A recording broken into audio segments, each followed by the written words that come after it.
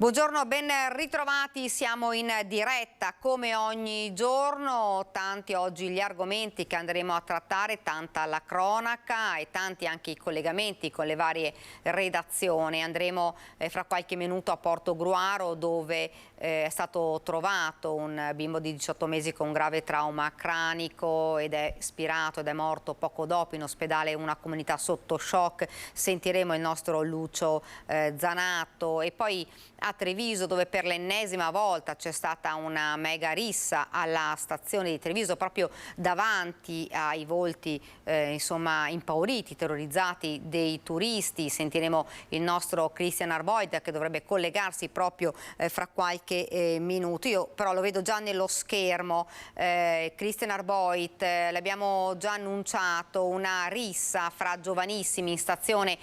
Christian, buongiorno, a te la linea. Sì Daniela, buongiorno, anche da parte di Fabio Faliero che sta curando la parte tecnica. Ci troviamo vicino alla stazione dei treni di Treviso dove è andata in scena l'ennesima rissa. Domenica sera si sono fronteggiati due gruppi di ragazzi di origine straniera, marocchini da un lato, ragazzi di origine balcanica a quanto pare dall'altro, 5 contro 20. È nato un parapiglia, poi un fuggi generale. Queste scene non sono passate inosservate. Tanti i turisti che hanno visto appunto questa scena. Sul posto sono intervenute le volanti della polizia, volanti che hanno cercato di riportare la calma e che hanno identificato circa una decina di soggetti, ma come sapete di baby gang, di violenze se ne parla tanto in queste settimane, soprattutto qui a Treviso. La scorsa settimana, venerdì, è intervenuto anche il ministro alla giustizia Carlo Nordio, il guardasigilli trevigiano, che nel commentare il decreto Caivano, il decreto baby gang, ha detto lo rivendico e l'ho fatto anche per porre un freno al fenomeno qui sul territorio, qui a Treviso, perché il problema è un problema anche trevigiano, ovviamente non solo trevigiano, e ci mancherebbe altro. Alle mie spalle vedete le volanti della polizia, ma vedete anche lì in questo momento è arrivata una volante. Il territorio è presidiato, fino a poco fa c'era anche la polizia locale, ci sono i carabinieri, come sapete ci sono anche dei presidi nel weekend, soprattutto nella zona calda di Piazza Borsa. E ovviamente cosa succede? Succede che la città si interrogano gli amministratori, i cittadini, si interrogano gli operatori, i baristi, i gestori di locali. Qui con me Andrea Penzo Aiello, che tutti voi conoscete, già presidente di Veneto Imprese Unite, che appunto è barista qui poco distante. Qual è la sua percezione del fenomeno, Aiello? Sì, buongiorno a tutti quanti. Io negli ultimi anni, lo sapete bene perché più spesso abbiamo parlato di questo fenomeno, sono stato abbastanza ottimista e ho sempre cercato di smorzare i toni, perché comunque dal mio ho viaggiato molto sia in Italia sia all'estero e ho visto le grandi città dove questi casi erano all'ordine del giorno ed erano sempre e spesso comunque casi armati, però non si può più adesso nascondersi dietro un dito, perché appunto dopo il caso ad esempio della pistola al PAM Panorama o dopo gli ultimi coltelli che sono spuntati nelle ultime risse qua nella zona, sicuramente c'è un caso che merita maggiore attenzione. E anche gli stessi miei colleghi con cui mi ero rapportato in fase di campagna elettorale per le comunali, che si dicevano preoccupati ma non troppo perché sembravano quasi delle ragazzate fino a qualche mese fa, iniziano ad alzare un po' le antenne davanti a questi ultimi casi, che sono effettivamente più gravi rispetto a quelli di qualche mese, qualche anno fa. Quindi comincia a essere una situazione un po' al limite. Lei dice Treviso certo non è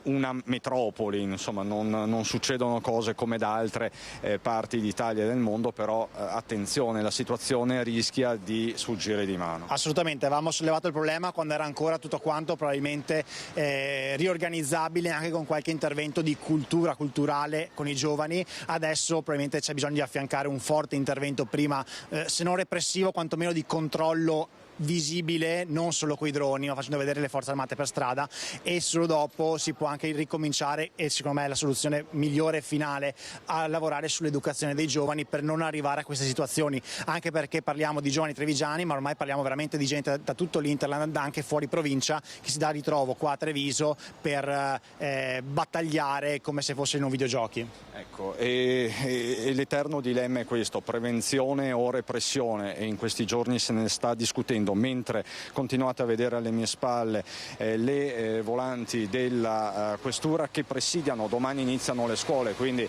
è chiaro che ci sarà un'attenzione maggiore. Tra l'altro stiamo verificando anche una notizia, ma insomma è verificata, devo capire un attimo i dettagli. Venerdì sera ci sono stati dei problemi con una squadra di rugby irlandese che avrebbe fatto dei danni qui poco distante in Riviera. Per il momento, Daniela, è tutto da Treviso con Fabio Faliero. Ti restituisco la linea, grazie ovviamente a Penzo Aiello. A voi in studio. Grazie davvero Cristian, grazie a Penzo Aiello, grazie per essere stato con noi. È un fenomeno quello dei giovanissimi, un fenomeno quello delle risse, di cui abbiamo davvero parlato tanto durante le nostre edizioni, e ne parleremo anche ancora proprio con un avvocato, ne parleremo con dei politici. Un fenomeno, quello dei giovani, che davvero comincia a preoccupare, e non poco. Abbiamo visto insomma tanti fatti di cronaca che si sono susseguiti in questi mesi. Ed ora parliamo purtroppo di una tragedia che coinvolge un neonato che è stato portato in ospedale a Padova con la sindrome del bimbo scosso ed è morto poco dopo, arrestata la mamma per maltrattamenti. Una tragedia familiare. Un neonato di 3 mesi è morto in ospedale a Padova dopo il ricovero a causa di lesioni provocate da un forte scuotimento. La mamma del piccolo, una giovane donna marocchina residente in provincia di Rovigo, è stata arrestata. Il piccolo era arrivato in pediatria a Padova in condizioni disperate lo scorso 6 settembre. I medici avevano riscontrato traumatismi cerebrali e midollari e altre lesioni tipiche della sindrome del bambino scosso. La mamma non aveva saputo dare spiegazioni credibili, e così i poliziotti della squadra mobile di Rovigo, dopo una breve indagine, hanno deciso di arrestare la donna con l'accusa di maltrattamenti aggravati dalla morte nei confronti del proprio figlio di 3 mesi. Nel corso dell'interrogatorio di garanzia davanti al giudice per le indagini preliminari, la mamma del neonato si è avvalsa della facoltà di non rispondere. La procura di Rovigo ha conferito un incarico per svolgere l'autopsia sul piccolo. Ed ora la morte di un altro bambino, questa volta a Portogruaro, un bimbo di 18 mesi che è stato trovato con un grave trauma cranico in strada. Ce ne parla il nostro Lucio Zanato, che lo vedo già nello schermo. Lucio, buongiorno. Buongiorno ai telespettatori di Antena 3. Mi trovo in via Loredan, qui siamo proprio nel profondo Veneto orientale, siamo a circa 2 chilometri dal centro di Portogruaro. Questa è un'area vocata all'agricoltura, è un'area, ci dicono chi passa, chi lavora, chi vive qui, anche molto dimenticata dalle istituzioni. Qui non c'è addirittura l'illuminazione pubblica, tanto per intenderci. Via Loredan, ieri sera intorno alle 18:15 un bambino è stato, ha subito un forte trauma cranico ed è stato portato alle 18:30 dai genitori all'ospedale di Portogruaro. Il giallo sta nella situazione, oltre al fatto che il bambino, proprio una volta arrivato in ospedale, purtroppo è deceduto. Il suo nome era Bail Curtese, appunto 18 mesi, 1 anno e mezzo, come avevi detto tu nel lancio, e qui la strada, questa via Loredan, è una strada chiusa. Qual è il giallo? Il giallo è che stando ai genitori, stando soprattutto ai parenti, oltre che i genitori parlano pochissimo l'italiano, mentre la nonna, che è oltre 20 anni che abita qui, l'italiano lo parla. Agli inquirenti ha detto sostanzialmente che i bambini stavano giocando all'esterno, quindi lungo questa strada, che peraltro è una strada chiusa. Il bambino, cioè Bail, sembra sia salito sul cofano dell'auto per poi cadere rovinosamente a terra e battere violentemente il capo. In realtà il medico legale che ha fatto un primo accertamento sul corpo del bambino, ha accertato che il trauma al cranio era molto più forte di una semplice caduta, probabilmente uno schiacciamento determinato da un'auto, e quindi diciamo l'altra versione, quella per cui proprenderebbero gli inquirenti, sarebbe quella di un investimento magari causato da un adulto che non si è accorto di questo bambino che stava giocando. Tutto questo, ripeto, intorno alle 18:15 di ieri sera, 18:30 i genitori portano il bambino all'ospedale e purtroppo il bambino muore. Noi siamo un po' a distanza, diciamo, rispetto alla casa dove viveva. Tra l'altro questo bambino, questo Bail, viveva con cugini, fratelli. La casa alle mie spalle tiene circa una ventina di persone, perché qui si parla di un'etnia rom, insomma sono serbi, ma in realtà appunto è un'etnia rom. Se vedete alle mie spalle ci sono carcasse di auto e di furgoni, perché i genitori, anzi il papà Ahmet il papà, che ripeto si chiama Senat Kurtesi, vive appunto del recupero di metalli e quant'altro. La situazione, noi abbiamo parlato con un'assistente, una volontaria che li segue, è una situazione molto difficile sotto il profilo sociale, nel senso che sono in tantissimi e sono sostanzialmente abbandonati a se stessi. Questo dice l'assistente, e noi questa sera ve lo racconteremo meglio. In ogni caso tutto questo è sotto le indagini sono in corso da parte dei carabinieri di Portogruaro, e questa sera vi racconteremo un po' meglio, facendovi vedere anche le immagini del luogo dove il bambino purtroppo è deceduto. Daniela, a te la linea, se hai delle domande. No, a posto, grazie Lucio, grazie davvero, una tragedia. Speriamo che gli investigatori facciano luce su questa morte di questo bimbo di appena 18 mesi. Ed ora andiamo invece a Padova. Ancora, l'avete sentito ieri, l'ennesimo infortunio sul lavoro, ed è stata disposta l'autopsia sul corpo dell'autotrasportatore trovato morto all'interno di un pollificio di Ponte San Nicolò dopo appunto l'infortunio sul lavoro. Era un lavoratore scrupoloso e instancabile, il dolore della compagna di Stefano Moletta, il 56enne di Tombolo, morto all'interno del pollificio scarso di via Garibaldi di Ponte San Nicolò mentre stava effettuando una manovra con il carrello elevatore. Autotrasportatore per uno scattolificio, era anche un lavoratore interinale a chiamata, proprio come venerdì notte quando è avvenuta la tragedia. Il pubblico ministero ha disposto che sul corpo dell'uomo venga effettuata l'autopsia. I primi rilievi dei tecnici dello Spisal hanno stabilito che Moletta era sceso dal carrello elevatore ed è stato schiacciato dal mezzo contro il telaio metallico della finestra e con la testa ha infranto il vetro. Forse il 56enne non si è nemmeno accorto del mezzo che si è mosso schiacciandolo. L'autopsia servirà a capire se l'autista è morto sul colpo o successivamente. Al momento dell'incidente, venerdì intorno a mezzanotte, era solo all'interno dell'azienda. Il corpo senza vita è stato scoperto solo verso le 4:30 del mattino, all'inizio del turno di lavoro, ma a quel punto i soccorsi sono stati vani. I rilievi affidati allo Spisal dovranno anche accertare se si sia trattato di una disattenzione fatale o di un malfunzionamento del carrello elevatore. I sindacati, dopo questo nuovo infortunio mortale sul lavoro, chiedono interventi decisi in termini di prevenzione. Ancora una volta la dimostrazione che la precarietà è una delle cause maggiori che appunto determinano poi gli incidenti sul lavoro. Un lavoratore interinale che è stato trovato il giorno successivo all'incidente perché operava da solo, quando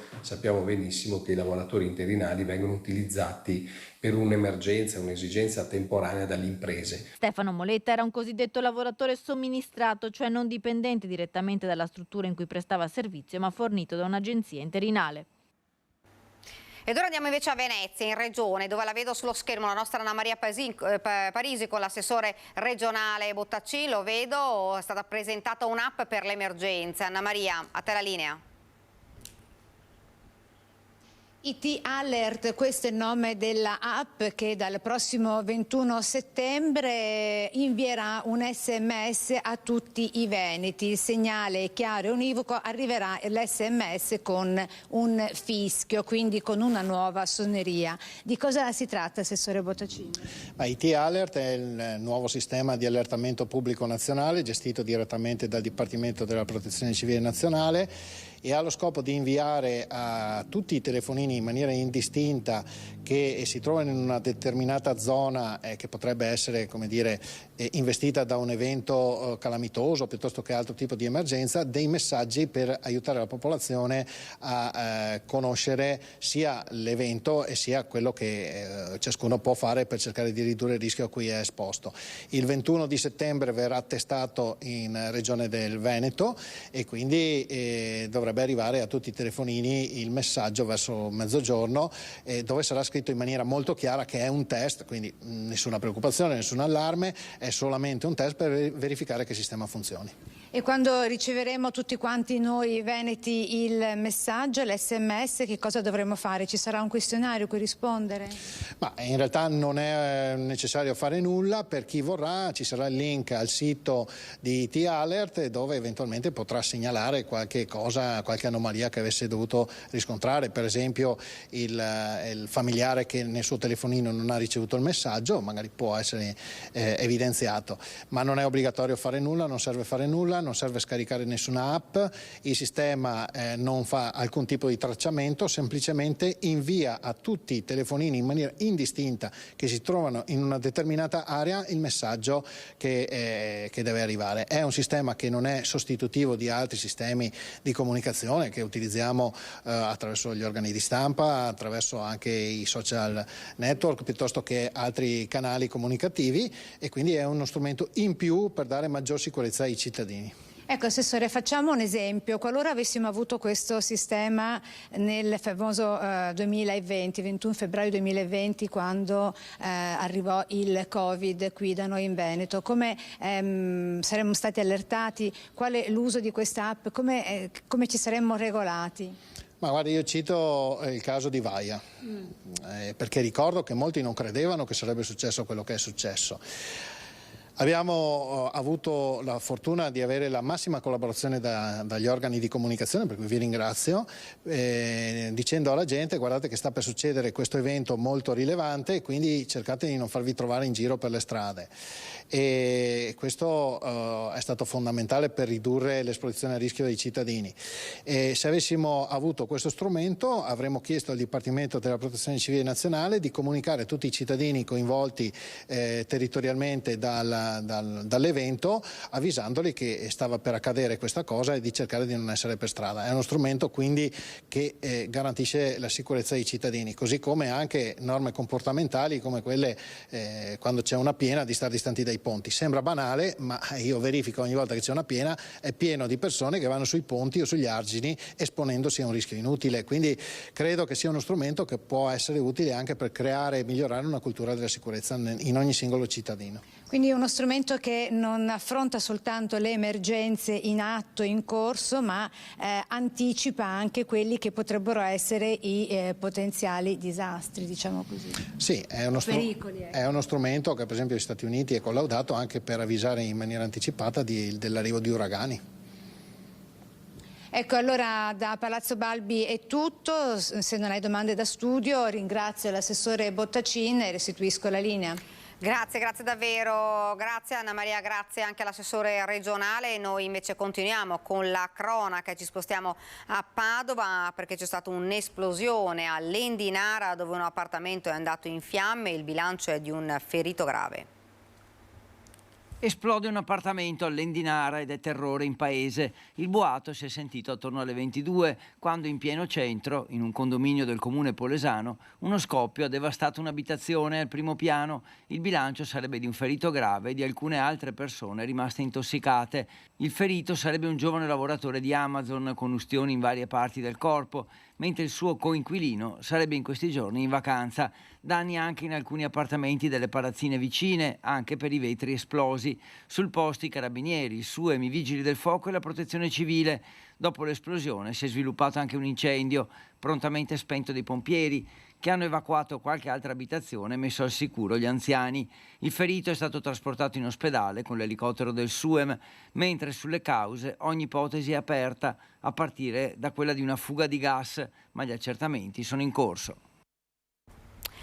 Ed ora invece andiamo a Treviso e torniamo a parlare di quel caso che sta continuando a far discutere, quello della fattura arrivata alla mamma di un ragazzo di 16 anni, 17 anni, morto in un incidente stradale, un 17enne che è stato travolto ed ucciso da un automobilista ubriaco. Il giovanissimo stava tornando a casa dopo aver portato la fidanzatina, era sulla sua carreggiata ed è stato travolto da un ex poliziotto, da un poliziotto della questura di Treviso. Qualche giorno fa l'imputato ha patteggiato 3 anni e 6 mesi, ovviamente una pena che non basta, dicono i familiari della vittima, non ha fatto nemmeno un giorno di carcere. In più si aggiunge questa fattura che sta facendo davvero discutere e che ha scatenato sul web e non solo una bufera sia per quanto riguarda il comune di Paese che quello di Treviso, però entrambi sono estranei alla vicenda. L'autosoccorso invece di Paese, che ha mandato la fattura, parla però di troppa polvere su questo caso. Sentiamo. No, guardi, c'è troppa polvere su questo argomento, è troppo polvere, non voglio mettere nessuna dichiarazione, grazie. Troppa polvere. Il titolare dell'autosoccorso di Paese, intervenuto sulla scena dell'incidente costato la vita a Davide Pavan, si limita a queste parole dopo che la fattura inviata alla famiglia del 17enne per la rimozione della sua moto e la pulizia dell'asfalto è diventata un caso. Una bufera da cui sono stati travolti il comune di Paese e quello di Treviso. Con un post il sindaco del capoluogo, Mario Conte, fa sapere di stare ricevendo email e messaggi molto pesanti che accusano Cassugana di essere l'ente che ha richiesto il pagamento. La città di Treviso non è in alcun modo implicata nella vicenda, chiarisce Conte, e lo stesso di fatto fa la collega di Paese Katia Uberti. In questa vicenda il Comune non è assolutamente coinvolto in alcun aspetto, né dalla parte iniziale nell'affidamento del lavoro per il servizio, né nella parte finale, quindi noi non siamo stati coinvolti in nessun modo. È una ditta privata che ha eseguito l'intervento e a normativa di legge ha emesso la fattura. Dispiace perché effettivamente una vita, anch'io sono mamma e quindi queste cose, la burocrazia delle volte è talmente fredda e infernale, però è una prassi e in altri casi, anche a paesi passati, poi rientravano queste spese proprio nella compensazione a livello legale tramite assicurazioni, non certo magari addebitati direttamente ai colpevoli, ai familiari coinvolti. Neanche volendo voi potreste prendervi carico anche solo per fare un gesto simbolico? No, perché ripeto, è una questione tra due cittadini privati, la legge non ce lo consente, non è che non vogliamo, non ce lo consente. Quella notte la carrozzeria di Padernello non solo aveva recuperato i mezzi incidentati prendendoli in custodia dopo che erano stati posti sotto sequestro, ma si era occupata anche di ripulire l'asfalto dai liquidi del motore e dal sangue. I costi, invece che venire coperti tramite assicurazione, sono stati poi addebitati a novembre alle due parti coinvolte. Allora non si sapeva l'esito del processo e quindi ha diviso esattamente a metà l'importo. La famiglia quella somma l'ha pagata, l'assicurazione non l'ha compensata, ma non è la questione economica a pesare, è lo schiaffo ennesimo che si somma a una pena giudicata troppo lieve al responsabile del sinistro. Voi rispetto a questo avete intenzione di fare qualcosa? Allora ne parleremo con la famiglia e valuteremo il da farsi. È evidente che in questo momento l'attenzione su cui ci siamo focalizzati è principalmente la questione risarcitoria per quanto riguarda la fidanzata e gli zii. La fidanzata è stata esclusa dalla Costituzione in parte civile e noi riteniamo che questo non sia stato corretto e quindi adesso valuteremo l'azione civile. Ovvio che l'attenzione della famiglia era sulla sentenza penale che evidentemente non ha dato gli esiti che si speravano. Ecco. E proprio di questa fattura arrivata alla famiglia della vittima, ma non solo di questo caso che sta facendo discutere, se ne parlerà questa sera nella nostra trasmissione in prima serata a Ring. Dunque 183 euro per pulire il sangue del figlio ucciso. Ne parleranno in studio Riccardo Vizze del studio 3A. Ci sarà il nostro giornalista Cristian Arboit e Fragasso, papà di Jessica, altra vittima di un incidente stradale. Poi alle 22:10 invece ci sarà il Luigi Brugnaro, sindaco di Venezia, e alle 22:30 invece l'onorevole Massimo Bitonci, sottosegretario imprese e Made in Italy. Questi dunque gli ospiti di questa sera nella nostra trasmissione in prima serata Ring. E proprio ieri sera nella trasmissione di Ring, il talk show di Antenna 3, c'erano invece alcuni multati del Velux di Cadoneghe in provincia di Padova, che in 20 giorni tra giugno e luglio ha emesso oltre 24.000 sanzioni. Sentite che cosa hanno detto a Ferdinando Avarino. L'intento del comune era quello di fare cassa. Per quello che mi riguarda ho dato il mio contributo, cioè in un certo senso con la mia famiglia è riuscito a fare un po' di cassa. L'amarezza e la voglia di vederci chiaro nelle storie dei multati del Velox di Cadoneghe ieri sera nella puntata di Ring andata in onda su Antenna 3 condotta da Ferdinando Avarino si è ripercorsa la vicenda protagonista dell'estate padovana. Non è vero che è stato fatta per la sicurezza, non è vero che ci sono tutti questi incidenti, ci sono stati incidenti gravi, mortali, non è vero, perché gli incidenti, quelli comunicati e quelli effettivamente verificatisi, c'è un qualcosa di anomalo. Questo non entro nei dettagli perché c'è un'indagine in corso. I dubbi riguardano il numero effettivo di incidenti avvenuti lungo quel tratto di strada, un elemento fondamentale nella scelta di posizionare il limite e il Velox. Sono state comunicate 67, ma ne risultano 35 quelli effettivi, 35. quelli che si sono verificati. Okay. Ma non mortali sì. E neanche incidenti gravi. E un'altra cosa che mi preme precisare è dire questo. Cioè i controlli, secondo il mio punto di vista e la mia ignoranza, vanno fatti prima che si invia al prefetto i controlli, non dopo. Nessuno sta pagando più le sanzioni, i multati aspettano la perizia pro veritate affidata dal comune di Cadoneghe ad uno studio esterno e che potrebbe portare all'annullamento. E dovrà dire se nel procedimento amministrativo che ha portato all'installazione di questi autovelox si nasconda o si palesa qualche anomalia o qualche lacuna.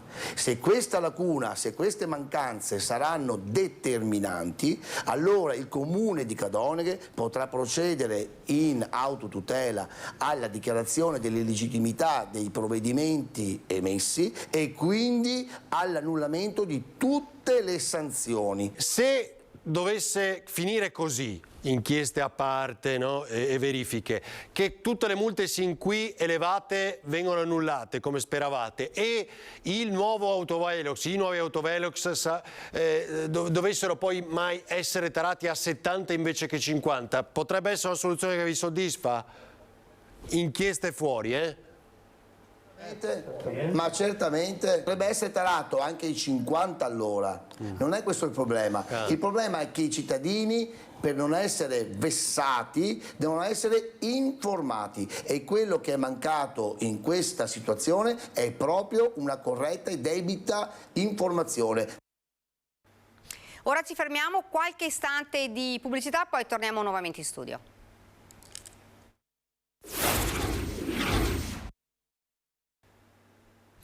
Siamo tornati nuovamente in studio ed ora parliamo di emergenza migranti. Andiamo a Padova perché è sotto gli occhi di tutti e occhi puntati sull'aeroporto Allegri, dove il timore è che si possa creare un hub, un maxi centro di accoglienza che la politica ma anche le cooperative che gestiscono gli arrivi non vogliono. E proprio dall'aeroporto sono collegati per noi Federico Fusetti e la nostra Francesca Pezzo. Federico, buongiorno.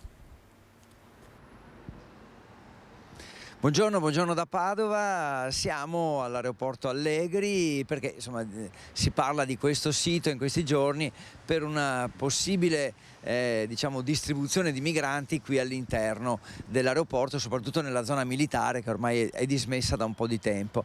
Se ne parla perché insomma, sono state liberate alcune delle palestre, alcuni dei siti individuati dal comune e dalla provincia, però ecco, c'è il timore anche da parte del sindaco, che però si dice sicuro che il prefetto non arriverà a questo, che ci possa invece essere un hub qui all'interno, cioè diciamo un concentramento di un un contingente numeroso di migranti. Siamo con Loris Cervato, che è responsabile del settore sociale della Lega Coop, quindi lei si occupa un po' anche in generale di quello che accade in Veneto. Partiamo però da Padova. Avete anche voi il timore oppure secondo voi insomma, non ci saranno hub qui? Ma dunque il timore c'è, nel senso che gli hub hanno fatto vedere che di fronte ad un'esperienza ormai conclamata negli anni non funzionano, creano problemi, ci sono dei disservizi e soprattutto non si segue personalmente le varie situazioni che emergono. Ricordiamoci che sono persone che arrivano da molti stati diversi, con etnie diverse, culture diverse e hanno bisogno di essere seguite in maniera molto personalizzata. Voi avete qualche voce, avete sentito qualcosa, raccolto qualcosa? Tra l'altro quindi mi pare di capire che neanche a voi va bene gestire una situazione più simile all'hub che diciamo a piccoli centri che servono per smistare poi nell'accoglienza diffusa i migranti. Ma noi siamo molto favorevoli alla microaccoglienza, nel senso che la microaccoglienza ha già dato dei risultati che sono positivi. Sono dei risultati perché all'interno di un contesto di cittadinanza si riesce attraverso la mediazione culturale e la mediazione sociale a favorire processi di integrazione sociale e anche lavorativa.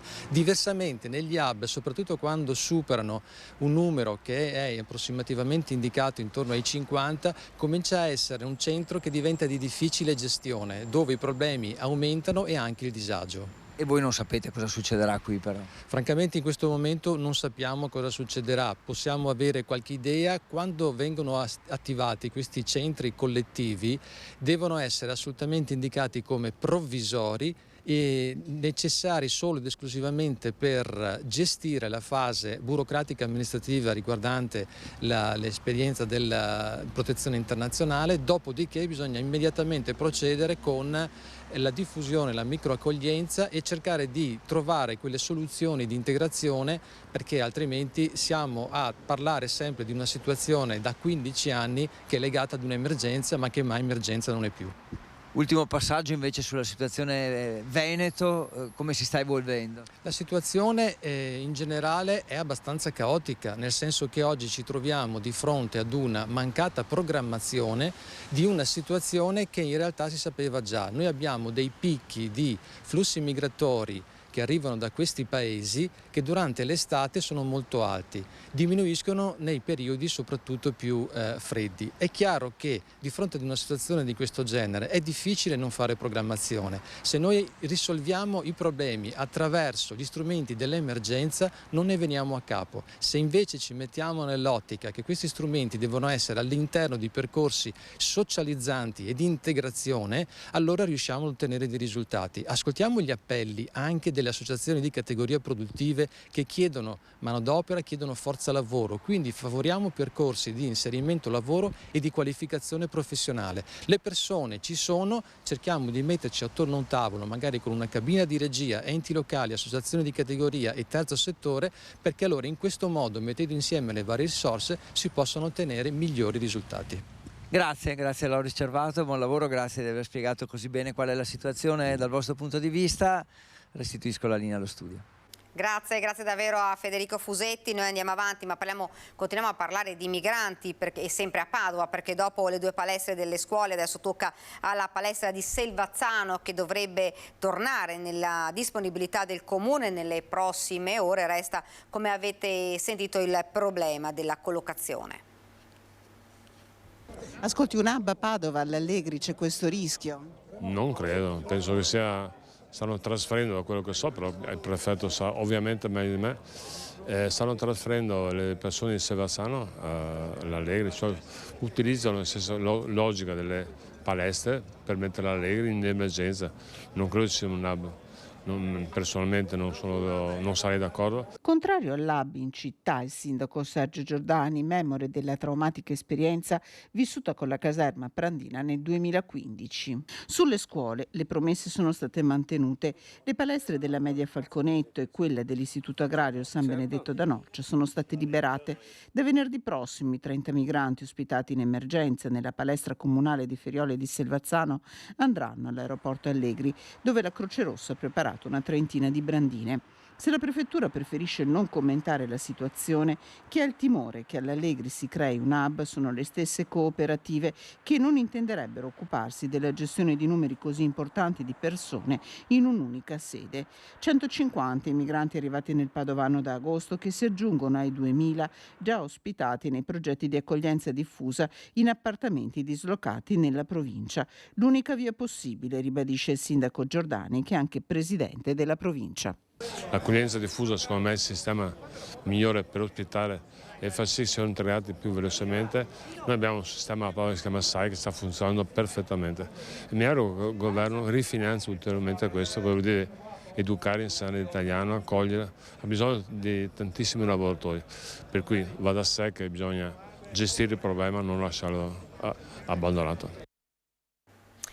Ed ora invece torniamo a parlare di giovani e giovanissimi. L'abbiamo visto nella Marca, insomma sono aumentati i reati proprio commessi anche da minorenni. Lo facciamo con l'avvocato Luigi Torrisi che si è collegato con noi, lo vediamo. Buongiorno avvocato. Buongiorno a voi. Fra l'altro avvocato, lei aveva proprio difeso un 17enne insomma poco tempo fa, che aveva colpito, se non ricordo male, con una freccetta al collo un altro ragazzo. Che percezione vi siete fatti? Sì, no, giusto, mi perdoni, alla tempia esattamente. Ecco, alla tempia. Ecco, che percezione vi siete fatti di questo fenomeno che comunque sta preoccupando, perché sempre più minori insomma, che commettono veri e propri reati, come in questo caso? Sì, allora non credo di poter essere io così indicativo per delle statistiche, essendo un avvocato bisognerebbe avere una media, però effettivamente che ci sia un incremento del tasso di violenza anche fra i giovanissimi è innegabile. Quale sia la ragione? Beh, servirebbe un tavolo forse tecnico per appurarla, e sicuramente dei professionisti più specializzati, però dico, se io posso dare la mia, vedo una sorta di iperstimolazione alla violenza, o magari involontaria, però un tempo era la televisione che avevamo accusato tutti quanti, ma oggi mi pare che anche entrando sui social, non ultimo Telegram, si vedono a portata di mano scene di violenza quotidiane, quasi a voler lanciare il messaggio, cioè bene recepito più che altro il messaggio, specie dai giovanissimi, come di normalità, o come quasi che non aderire a quel modello sia quasi mi consente il termine, da sfigati. Ecco, per usare un termine forse un po' più da strada. Questo è sicuramente un dato allarmante, anche perché a guardare quello che avviene nelle città c'è solo da preoccuparsi, ma il modello cittadino non deve farci credere di essere immuni. Treviso nello specifico è una realtà piccola, sì, una piccola cittadina, però quello che succede nelle città spesso è solo l'anticipazione di quello che poi si diffonderà anche nelle piccole realtà. Treviso negli ultimi tempi effettivamente ha avuto una escalation di violenza giovanile, non solo con quel caso che ha poc'anzi menzionato, quello anzi avrebbe una sua connotazione a sé stante per dei risvolti di natura più complessa, ecco, non rientra nella logica delle baby gang, però basta girare in centro città, Treviso come altre città, per vedere che effettivamente c'è anche una movenza dei giovani, non so, quasi da dominanza territoriale, non so dirvi. Ecco. Però, ecco, avvocato, lei ha nominato proprio le baby gang e c'è il decreto, insomma, sulle baby gang, una stretta proprio sui minori per cercare di arginare questo fenomeno. Lei che cosa pensa di questo decreto? Allora, io penso che quando la soluzione è normativa, il problema è ben lungi dall'essere risolto. La soluzione non è mai, però è la mia personalissima opinione, non politica, ma insomma da cittadino in questo caso, quando la soluzione è giuridica o è affidata ai giuristi, significa che c'è una mancanza che non si riesce a colmare. Una soluzione è quasi sempre in queste materie molto complessa e richiede l'unione di più forze, bene il dialogo, bene il confronto, però probabilmente ciò che necessita è un maggiore lavoro sul tessuto sociale. E qua faccio anche un inciso, la violenza è anche quella che noi promulghiamo, che noi diffondiamo, ma anche negli show televisivi in cui paradossalmente si parla di violenza e si agisce con violenza, aggressione fra gli interlocutori. Tutti questi atti di violenza secondo me alla fine inficiano ciascuno di noi, ma soprattutto i più piccoli. I più piccoli vedono come normale l'offesa e alzano sempre di più il livello di ciò che poi è la deriva. È chiaro che se ci sono delle baby gang, se ci sono delle azioni di violenza, quello che manca non è una norma anti-baby gang, ma probabilmente una integrazione, una riqualificazione del tessuto urbano, non so, magari insomma uno strumento che possa anticipare, ecco, non sanzionare. Ecco, questa è la mia idea. Ecco, avvocato, lei ovviamente ha avuto modo di parlare anche con questo giovanissimo, con tanti altri giovani, insomma, magari che si sono resi responsabili di altri reati. Che cosa dicono? Che cosa vi dicono? Insomma, certo non vogliamo svelare i segreti professionali, ma che cosa è? Come si approcciano a quello che hanno fatto? Beh, naturalmente poi sempre dipende dai casi e dal soggetto specifico. Consideri che il gruppo ha una sua forza, ma questo insomma, non è che lo sto svelando io, però il gruppo ha una sua dimensione più forte.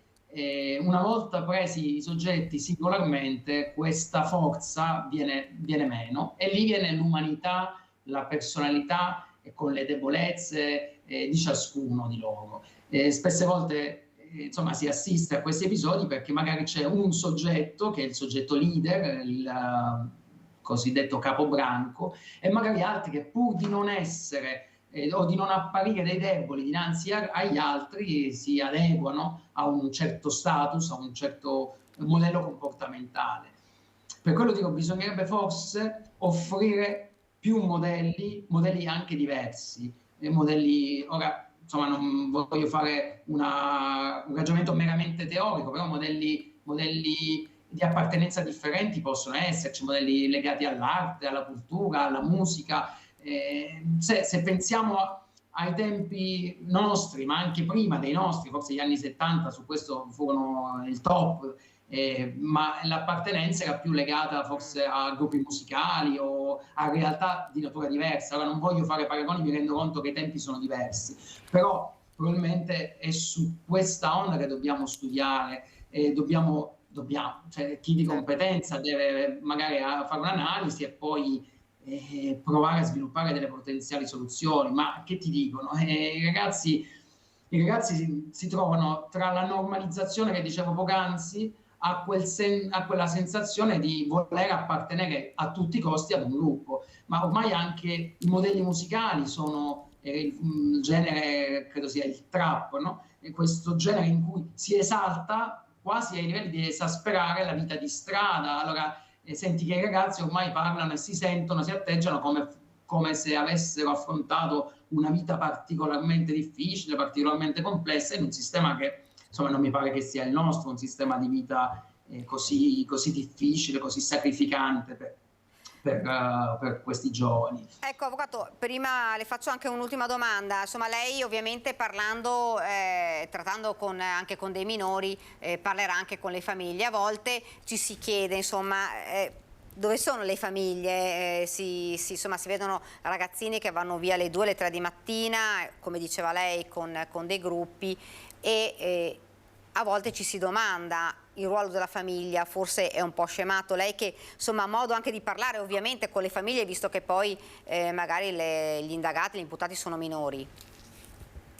Beh, sulle famiglie faccio anche più fatica, nel senso che non vorrei magari alla fine dire qualcosa che possa offendere determinate famiglie, perché non sempre le famiglie di appartenenza sono famiglie disagiate. Come dicevo poc'anzi, l'aggregazione giovanile ha dei moti tanto diversi, tanto a volte un po' slegati anche alla realtà di appartenenza, perché basta un contesto scolastico in cui si riconosce un soggetto leader e pur di stare all'interno di quel contesto si tralasciano un po', si abbandonano quei precetti familiari anche tanto rigidi in alcuni casi.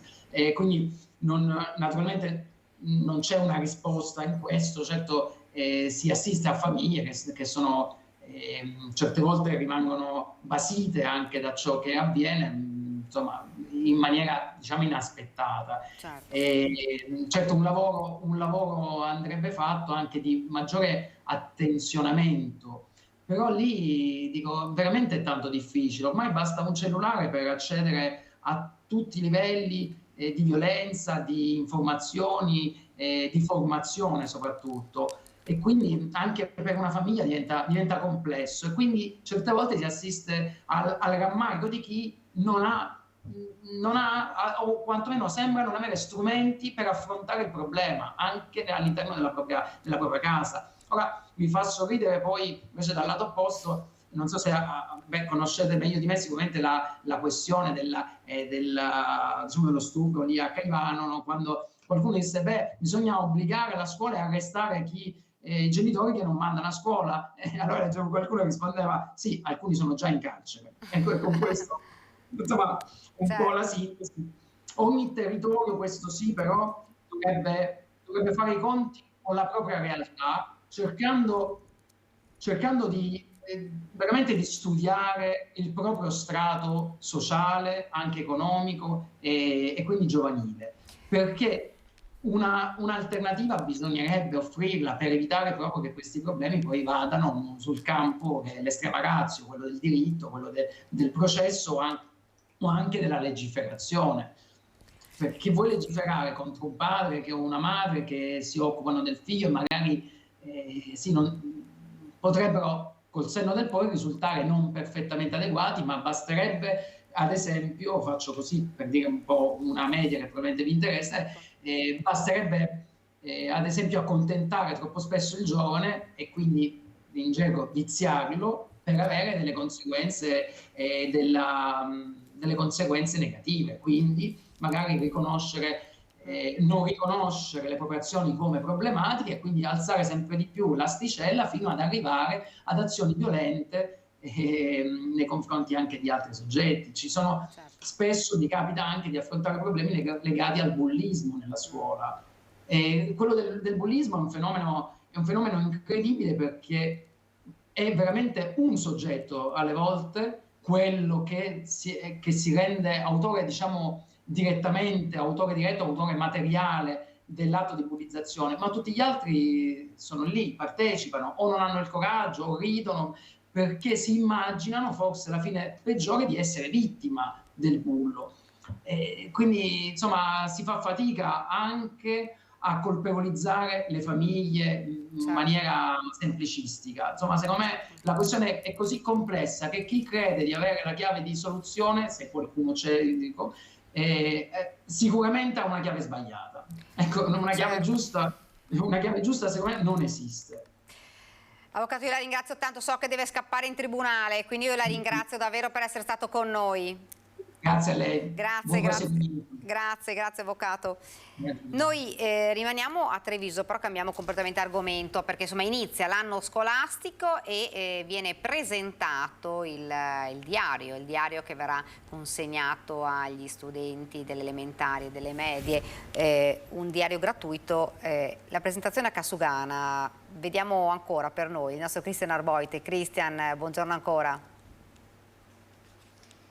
Sì, Daniela, buongiorno a te e a tutti i telespettatori di Antenna 3. Abbiamo cambiato decisamente location. Questo è il diario che parla veneto, possiamo definirlo così. Ci sono le eccellenze del territorio, ci sono le buone pratiche. È un'iniziativa consolidata che ritorna anche quest'anno. 10.000, pensate, le copie che saranno distribuite in tutta la marca trevigiana. Treviso, come sempre, fa da protagonista di questa iniziativa. Qui con noi l'assessore Gloria Sernagiotto, assessore all'istruzione del Comune di Treviso, e Angelo Pastrello, editore, che poi appunto magari ci spiegherà, ci illustrerà nel dettaglio questo diario.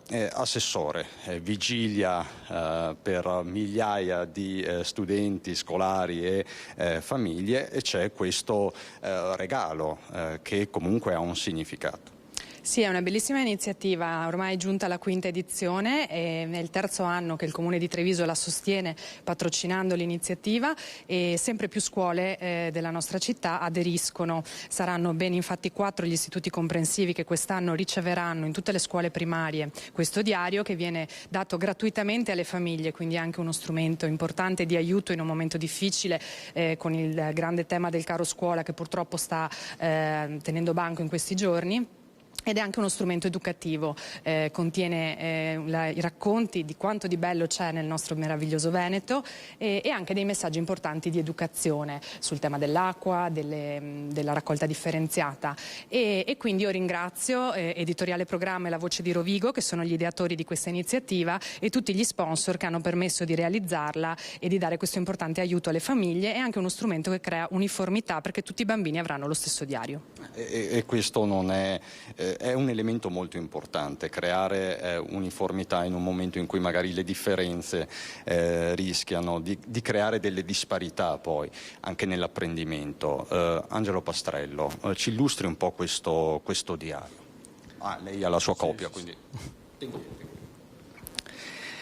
Come appunto è stato anticipato, è una pubblicazione che vede la sua 5ª edizione. Ogni anno è andato ampliandosi, è partito da Rovigo, poi adesso siamo arrivati a Rovigo, Padova, Venezia, Treviso. Treviso è la sua 3ª edizione.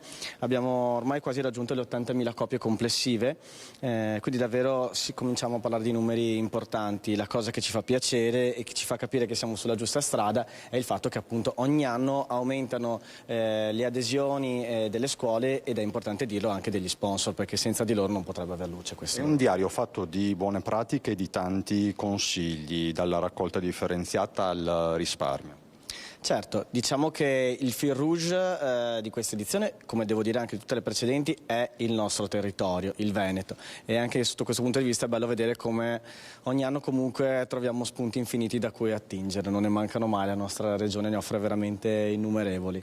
E l'altro fil rouge importante, che è un po' dettato dagli sponsor stessi, che sono tutti sponsor che hanno un senso educativo anche proprio, sono quello che fanno loro, quindi parlando ad esempio delle edizione di Treviso si parla dell'acqua, si parla delle energie, si parla sempre comunque anche del nostro territorio a livello di sponsor, tanto per citarne alcuni.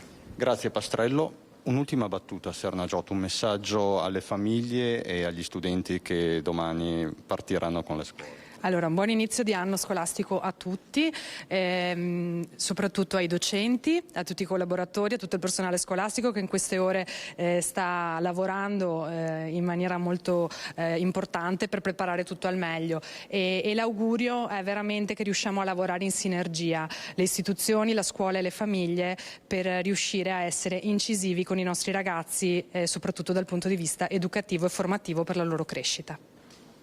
Grazie Assessore Sernagiotto. Da Palazzo Rinaldi con Fabio Fagliero. Daniela, ti restituisco la linea.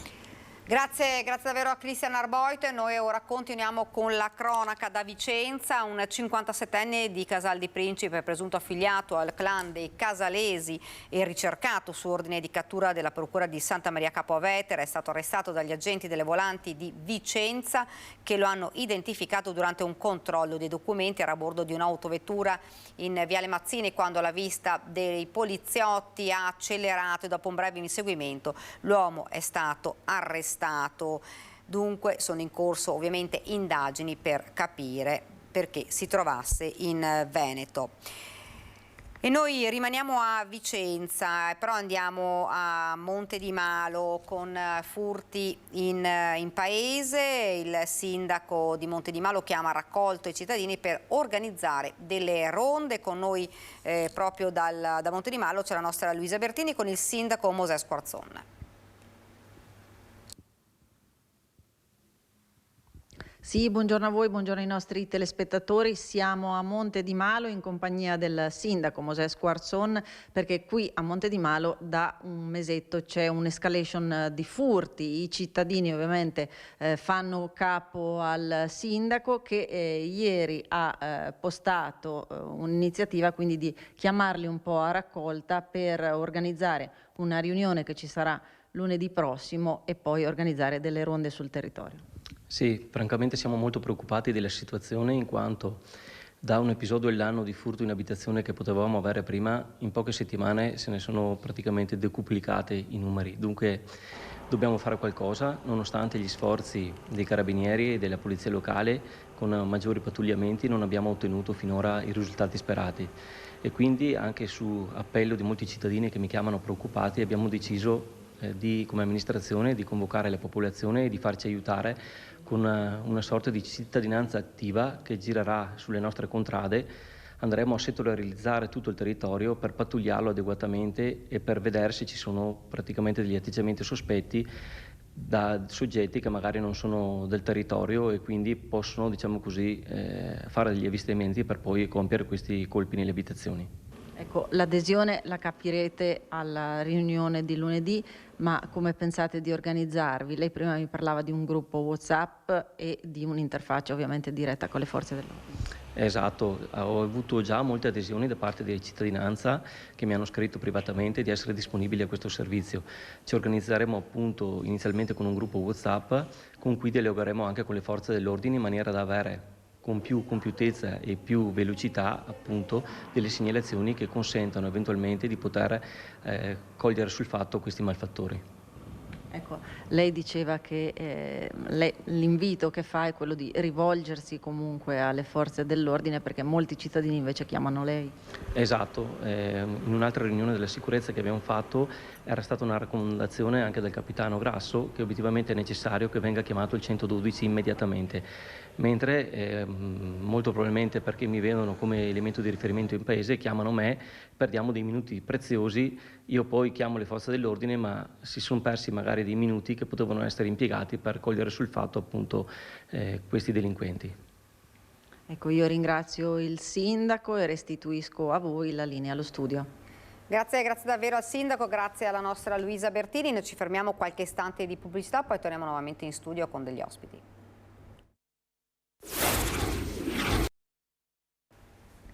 Siamo tornati nuovamente in studio, vi presento subito gli ospiti che si sono collegati, li vedo già sullo schermo, il sindaco di Montebelluna Adalberto Bordin, buongiorno. Buongiorno a voi. E Giovanni Zorzi, segretario provinciale del Partito Democratico di Treviso, buongiorno. Buongiorno e saluti ai telespettatori. Buongiorno, dunque argomento principe, se ne sta discutendo davvero da tanto e se ne discute molto dei giovanissimi, l'abbiamo visto fra l'altro ne abbiamo parlato poco fa anche di un'ennesima rissa poi a Treviso che ha coinvolto sempre giovanissimi. Io vorrei parlare del decreto, ne abbiamo parlato anche col ministro, con il ministro che ci raccontava, appunto ci diceva del decreto, una stretta sui giovani, il decreto Baby Gang, un po' che cosa ne pensate di questo decreto? Partiamo subito da Zorzi. Ma io vedo un atteggiamento di questo governo che è quello di inseguire fatti di cronaca drammatici e di cercare in qualche maniera di porre rimedio alzando le pene. L'abbiamo visto con il reato proclamato universale per gestazione per altri, l'abbiamo visto con l'aumento delle pene per i trafficanti di esseri umani, l'abbiamo visto con l'aumento delle pene per chi organizza, partecipa a rave illegali, adesso lo vediamo per rispondere a un fenomeno che noi conosciamo bene, che è quello delle baby gang, cosiddetto baby gang, di violenza giovanile più o meno organizzata. Io parlo con riferimento a quello che è il comune dove vivo, che è Castelfranco Veneto, che ha conosciuto un fenomeno già prima dell'esplosione di violenza che c'è stata, degli episodi di violenza che c'è stata, ad esempio sono stati a Treviso.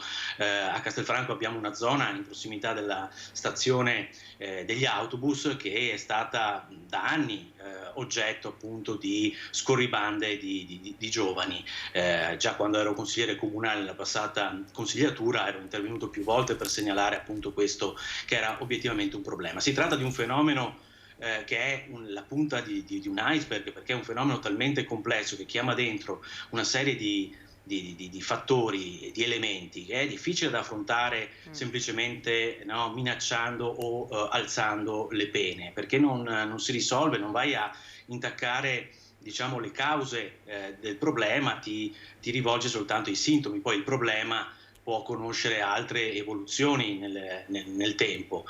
Qui c'è di mezzo una situazione di inquietudine che riguarda le nuove generazioni, il loro futuro precario, c'è di mezzo la difficoltà di integrazione delle prime e seconde generazioni, dei figli di immigrati che non si sentono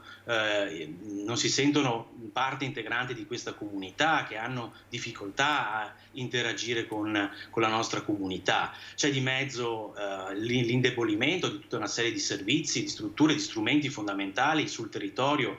Io ho parlato insomma con gli operatori di pubblica sicurezza, il corpo degli agenti di polizia in questa provincia è in difficoltà come in gran parte d'Italia, parliamo con gli insegnanti degli istituti professionali che si trovano senza strumenti per affrontare appunto questi fenomeni e parliamo appunto anche con gli amministratori evidentemente che si trovano quindi in questa situazione, con zone della città che si trovano in difficoltà, residenti che magari non hanno la possibilità di cambiare casa perché non si sentono più al sicuro, ma non hanno le possibilità di cambiare la propria casa. Pensiamo ai commercianti che aprono e poi sono costretti a chiudere, quindi è una situazione veramente complessa. Dal mio punto di vista credo che non si risolva alzando le pene, ecco. È un intervento che va fatto su più piani e secondo il mio punto di vista, insomma, che anche quello del Partito Democratico, c'è bisogno di rafforzare quello che è, diciamo, che sono gli strumenti che può dare la comunità, le famiglie, la scuola e la comunità. Bisogna fare in modo appunto che questa rete sia più attrattiva per i giovani rispetto a quello di stare in strada e di darsi comportamenti devianti. L'intervento del governo da questo punto di vista è insufficiente. Adalberto Bordin, fra l'altro nel suo territorio insomma, ci sono stati vari casi, non di baby gang, ma insomma, di atti di violenza, l'abbiamo visto proprio di recente con un 22enne anche, insomma, che si era reso poi responsabile di altri fatti, quindi insomma, è un recidivo da questo punto di vista. Esattamente, io ovviamente faccio il sindaco di Montebelluna, quindi ho anche, come potremmo dire, un osservatorio privilegiato in virtù della mia posizione. A Montebelluna non c'è alcun tipo di baby gang, ci sono 3 persone problematiche, di cui una peraltro non è nemmeno di Montebelluna, che certe volte creano, scusatemi il termine, dei casini. Per quanto riguarda io faccio un piccolo panorama su ciò che stiamo anche facendo, nonostante io parta dal presupposto che il governo abbia intrapreso una strada corretta, che è quella dell'inasprimento delle pene, perché molto spesso, soprattutto il minorenne, si sente impunito. Questo può comportare anche un effetto emulazione che può essere pericoloso.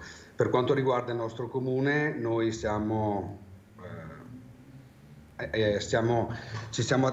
attivati con dei sistemi di prevenzione. Ricordo che abbiamo stanziato 120.000 euro per le politiche giovanili per i prossimi 3 anni. Abbiamo coinvolto personalmente i consiglieri comunali facenti parte dell'amministrazione, quelli più giovani, nell'attività di creazione di manifestazioni ad hoc per i giovani, che riguardano la musica, riguardano l'arte, eccetera, eccetera, proprio per dare anche, come potremmo dire, uno sfogo a questi giovani. Penso a tutte le iniziative che abbiamo in piedi con le associazioni di categoria, proprio per far incrociare la domanda, la ricerca e la domanda di lavoro. Penso a Festa di Sport che abbiamo fatto domenica scorsa, in cui tra le decine di migliaia di persone presenti, la gran parte erano i giovani.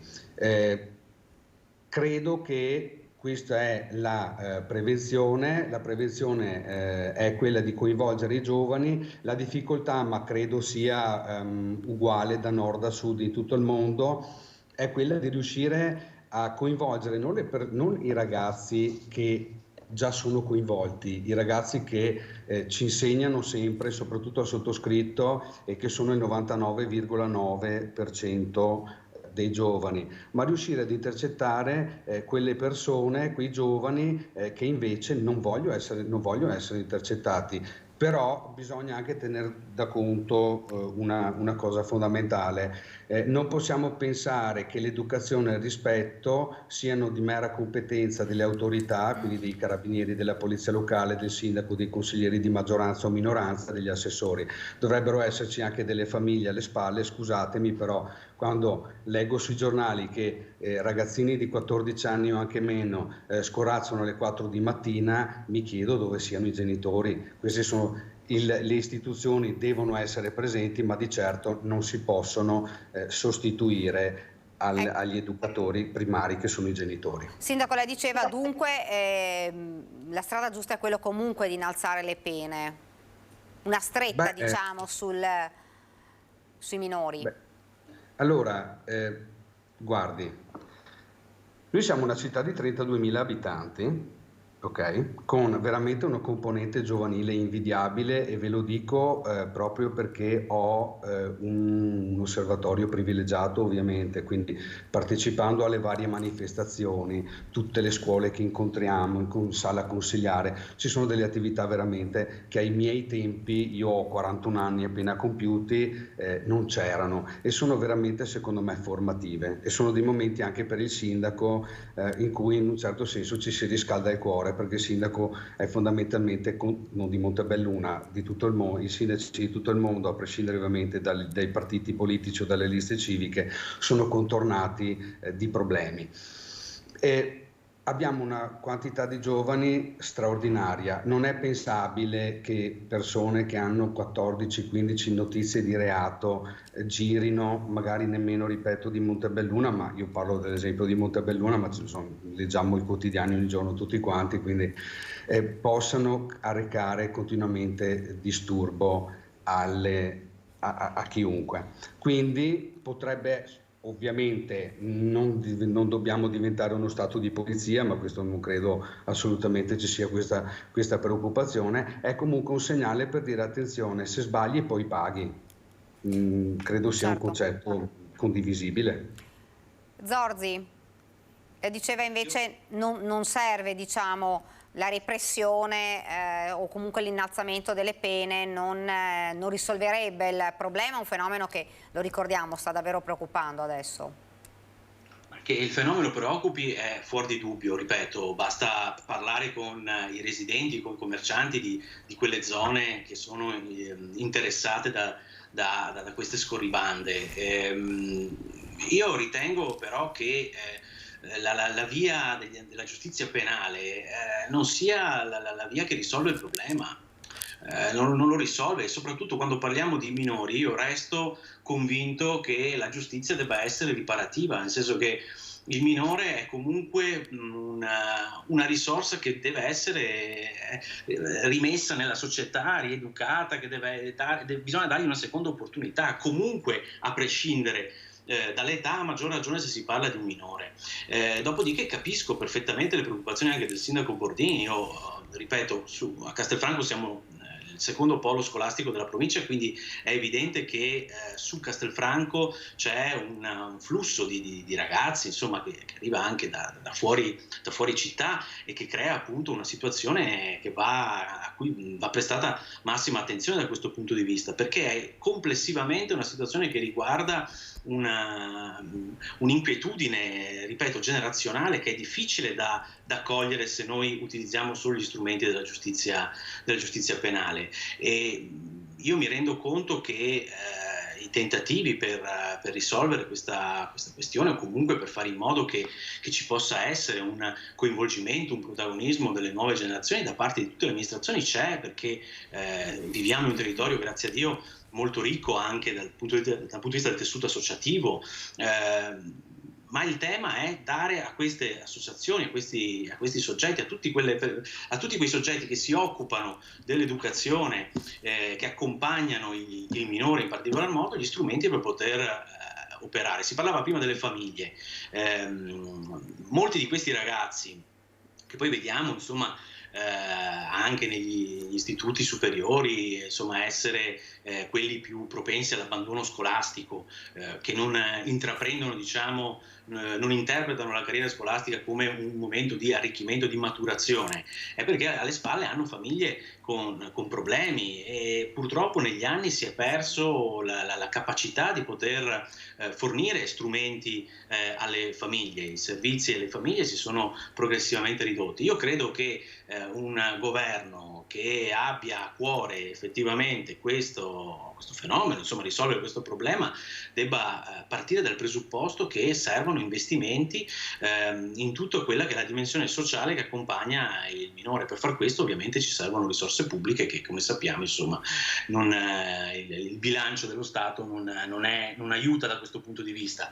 Però se d'altra parte vediamo che abbiamo 100 miliardi di evasione all'anno, capite bene che insomma se un governo intende mettere come priorità veramente quello le sorti delle nuove generazioni, allora capite che ci possono essere numerose iniziative, insomma, e interventi da parte del governo per poter intervenire con efficacia. E ripeto, non è solo alzando le pene che magicamente il problema si risolve.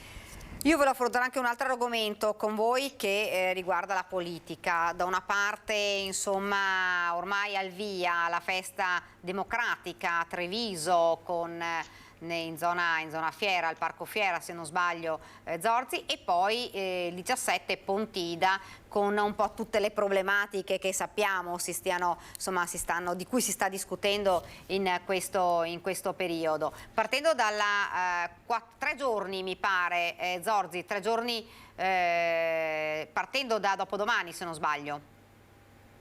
Partendo da domani inizia ufficialmente la festa organizzata dai circoli della città di Treviso, quindi una festa che ritorna in città a Treviso dopo alcuni anni, un investimento importante dal punto di vista dell'impegno organizzativo da parte dei nostri militanti. Saranno appunto questi 4 giorni, da domani a domenica, arricchiti da dibattiti, iniziative culturali, momenti conviviali, per diciamo così, ritrovarci come comunità a discutere di quelli che sono i temi d'attualità, alla presenza anche di autorevoli esponenti del Partito Nazionale. Giovedì ci verrà a trovare il Presidente della Regione Emilia-Romagna e il Presidente del Partito Democratico Stefano Bonaccini, domenica la capogruppo alla Camera dei Deputati, l'onorevole Chiara Braga. Insomma, saranno giorni in cui vogliamo ritrovarci come comunità. Il momento non è semplice, ne siamo perfettamente consapevoli. Abbiamo di fronte un avversario, appunto la destra al governo, che si sta proponendo con tutte le sue contraddizioni. Il nostro obiettivo è quello, insomma, di dimostrare anche un territorio difficile, storicamente difficile come la provincia di Treviso, come la città di Treviso, che ci siamo e che siamo assolutamente in grado di poter avanzare le nostre proposte, un'alternativa a quello che stiamo vedendo in questi giorni. Inutile che faccia l'elenco di tutte i limiti, le contraddizioni, gli errori che sta sommando questo governo. Insomma, li ho citati. Il decreto cosiddetto Baby Gang, ad esempio, è un esempio, ma se vediamo gli interventi che non ci sono sul caro prezzi, se vediamo la gestione dell'immigrazione, se vediamo quello che sta succedendo anche su alcuni dossier strategici per il Paese, come i rapporti con l'Europa, insomma il PNRR, non ci siamo sotto nessun punto di vista, e noi con questi 4 giorni vogliamo dimostrare che invece non ci siamo, abbiamo una visione, un'idea alternativa a quella che sta portando avanti la destra della Meloni, e vogliamo cercare, insomma, di affermarla anche in territori difficili come la provincia di Treviso. Ecco, un partito democratico che si sta ricostruendo un po'. Ma purtroppo un anno fa abbiamo subito una severa sconfitta elettorale che ci ha portato poi a tutta una serie di passaggi, compreso quello congressuale, ovviamente, perché dopo la sconfitta del 22 di settembre, del 25 di settembre, non abbiamo praticamente avuto più una guida fino a fine febbraio, e questo chiaramente ha inciso nella nostra capacità di iniziativa. Il contesto non aiuta, chiaramente, lo sappiamo, ripeto, siamo perfettamente consapevoli che la cosiddetta luna di miele tra il governo e gli elettori è ancora in corso. Quello che faremo, quello che vogliamo fare da qui anche al prossimo appuntamento elettorale, quello delle europee del 9 di giugno del prossimo anno, è quello di dimostrare agli elettori, ai cittadini che il governo non sta facendo affatto bene e che noi siamo pronti per dimostrare che un'alternativa c'è ed è decisamente più efficace delle azioni e iniziative messe in piedi dalla Meloni, da Salvini, da Tajani in questi mesi. Ad Alberto Bordini, ovviamente dall'altra parte, insomma, che cosa pensa rispetto a quello che ha detto adesso il segretario provinciale del Partito Democratico?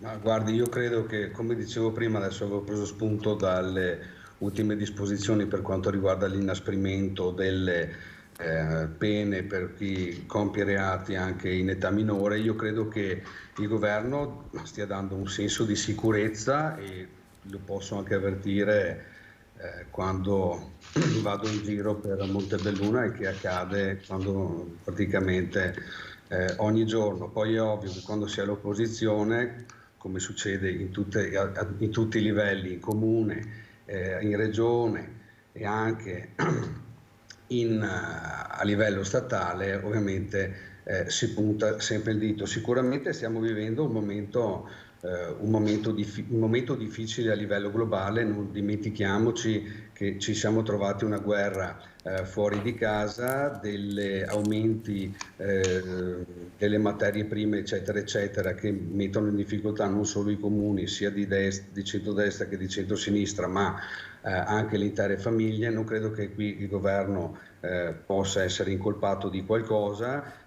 Credo che siamo comunque una coalizione compatta e questo si nota anche a tutti i livelli, anche a Montebelluna, che abbiamo io il vice sindaco di Fratelli d'Italia.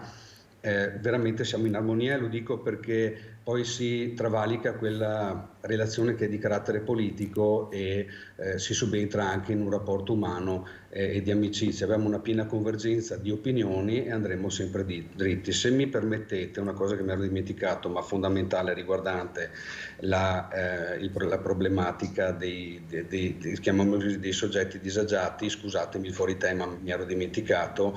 Ho già dato disposizione al comandante della polizia locale, in coordinamento anche con il comandante della stazione dei carabinieri di Montebelluna, con cui ci incontreremo, ci siamo incontrati la scorsa settimana ma ci incontreremo anche nei prossimi giorni, di effettuare una serie di identificazioni a tappeto nel caso in cui venisse ravvisato in qualsiasi tipo di territorio comunale, come condominio guarda, stazione e Piazza Vienna, che sono le sedi più problematiche, identificazione a tappeto di tutti i soggetti per poter poi eventualmente procedere. Soggetti che non sono molti ma comunque vanno attenzionati, monitorati e se sbagliano anche puniti.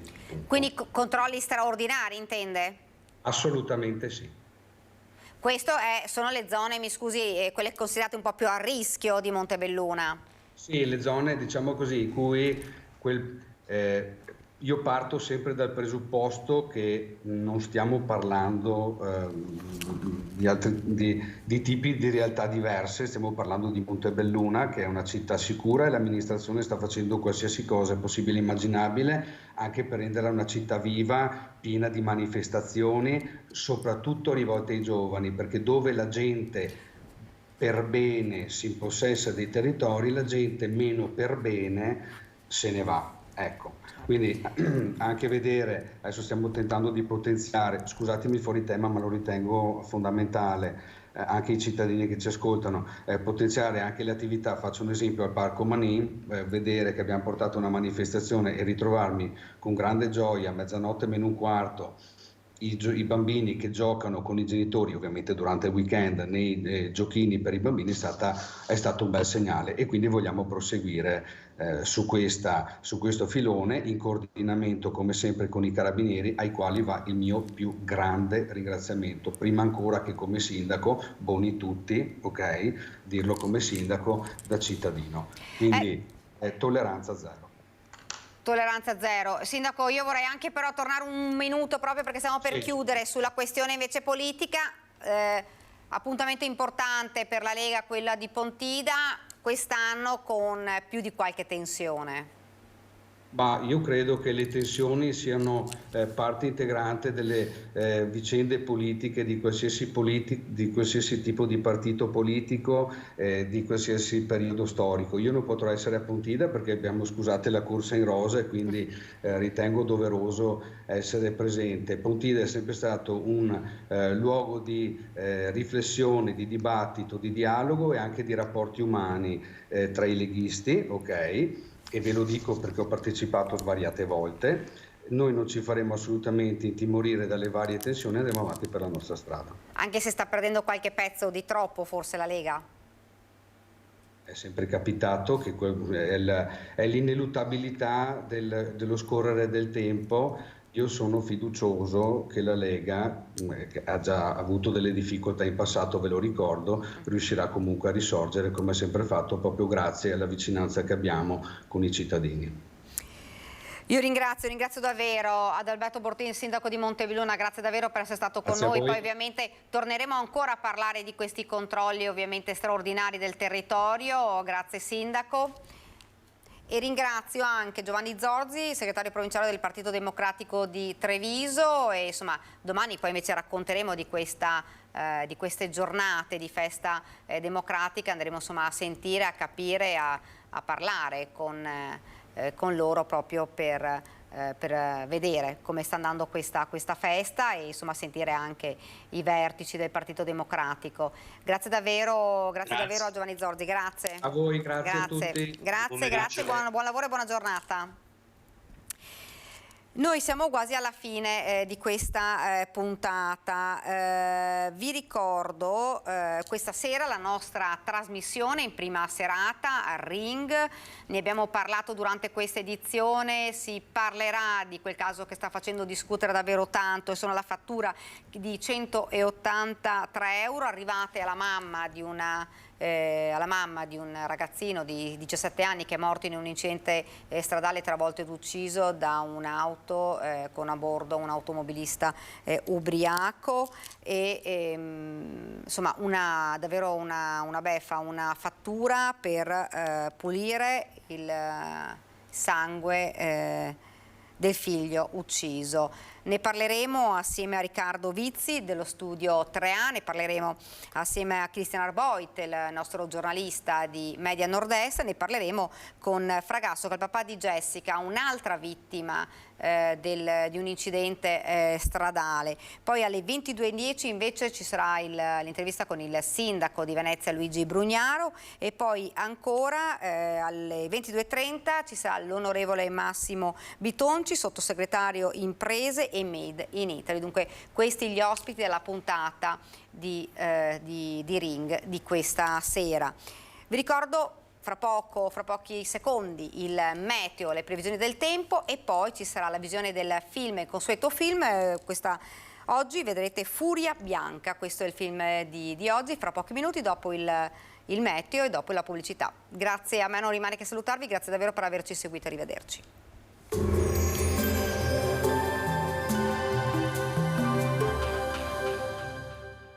Portaci gli oggetti, i mobili, i vestiti che non usi più. Da noi, guadagni. Ex novo mercatino dell'usato. Aperto 7 giorni su 7, via Vicenza 23, Vede Lago. Bentrovati al meteo. Anticiclone ancora protagonista, ma sul nostro territorio lo scenario cambierà mercoledì con l'aumento dell'instabilità. Vediamo intanto il dettaglio di martedì 12 settembre. Sul Veneto bel tempo, tanto sole ovunque con inizialmente cielo sereno. Intensificazione della nuvolosità nel corso del pomeriggio, possibile anche qualche locale foschia in pianura nelle ore più fredde. Temperature con contenute variazioni di carattere locale, minime sui 14-19 gradi, massime tra 26 e 32 gradi all'incirca. Spostiamoci ora sul Friuli Venezia Giulia.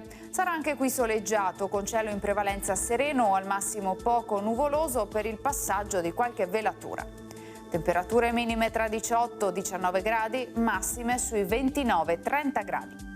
Infine diamo uno sguardo alla situazione del Trentino Alto Adige, dove dominerà il sole, tuttavia nel pomeriggio sera saranno possibili alcuni rovesci o temporali sparsi. Temperature minime intorno ai 17-19 gradi, massime sui 30-32 all'incirca. Dal meteo per ora è tutto, vi do appuntamento al prossimo aggiornamento. Arrivederci.